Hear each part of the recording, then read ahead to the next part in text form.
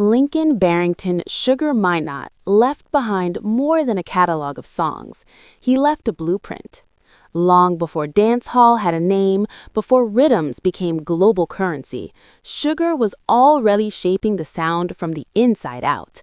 He was a builder in every sense of the word, building sound boxes with his hands, building artists with his faith, and building a movement that bridged roots reggae and the raw energy of dancehall. Yet for all his influence, his journey was marked by struggle, poverty, industry neglect, controversy, and even after death, years of conflict over the very legacy he created. To many, Sugar Minott is remembered as the godfather of dancehall. To Kingston streets, he was something even more intimate, a youth who grew up inside the music, learned from the ghetto itself, and turned survival into sound. He was born on May 25, 1956, in Kingston, Jamaica, one of 8 children raised by Austin and Lucille Minott.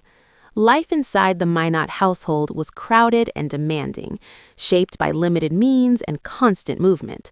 Sugar grew up alongside 7 siblings, learning early how to share space, attention, and opportunity. Among them was his brother Earl Minott, who would later become a trusted partner in managing sound system operations. Family and business often blending seamlessly in Sugar's world. His childhood unfolded in Maxfield Park, along Delacree Road, an area defined by hardship but alive with sound. Music was never distant or abstract. It vibrated through zinc fences and wooden doors, rattled windows, and spilled into the streets.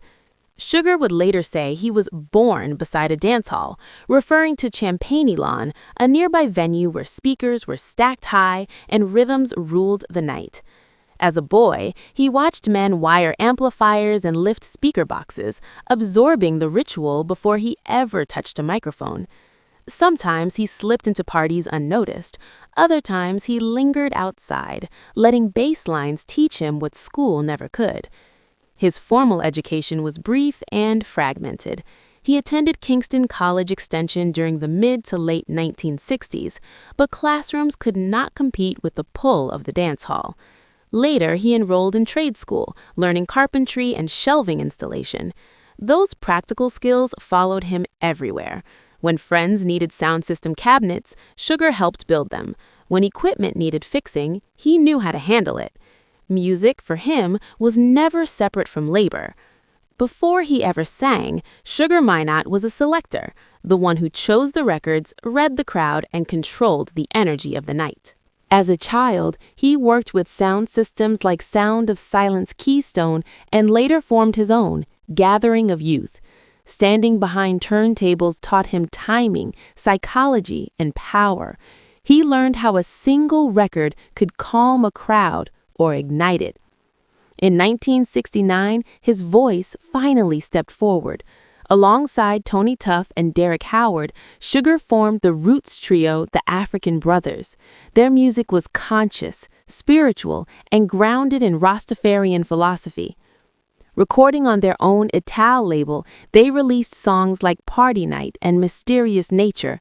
Though the group disbanded in 1974, the experience sharpened Sugar's identity as both an artist and an independent thinker, someone who did not wait for permission. His true breakthrough came at Studio One under legendary producer Clement Coxsone Dodd.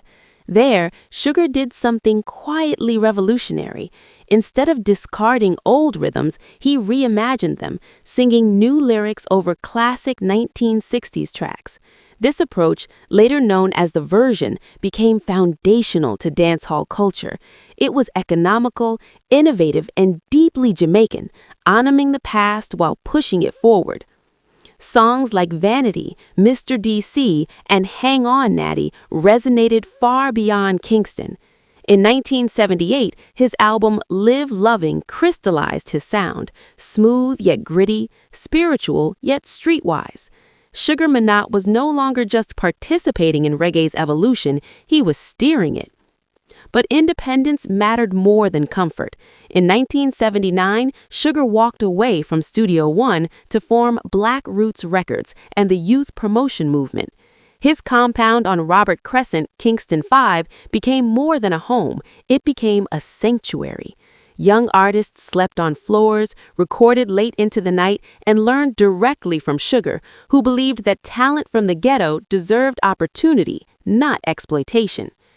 Through Youth Man promotion, he introduced the world to voices that would define generations: Tenor Saw, Junior Reed, Garnet Silk, Yami Bolo, and many others. Sugar wasn't just producing hits, he was shaping futures.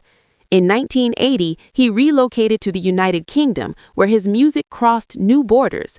Hard Time Pressure spoke to Caribbean immigrants navigating systemic hardship, while his 1981 cover of Michael Jackson's Good Thing Going soared to number 4 on the UK singles chart. Lovers rock, roots, and dancehall blended effortlessly in his hands.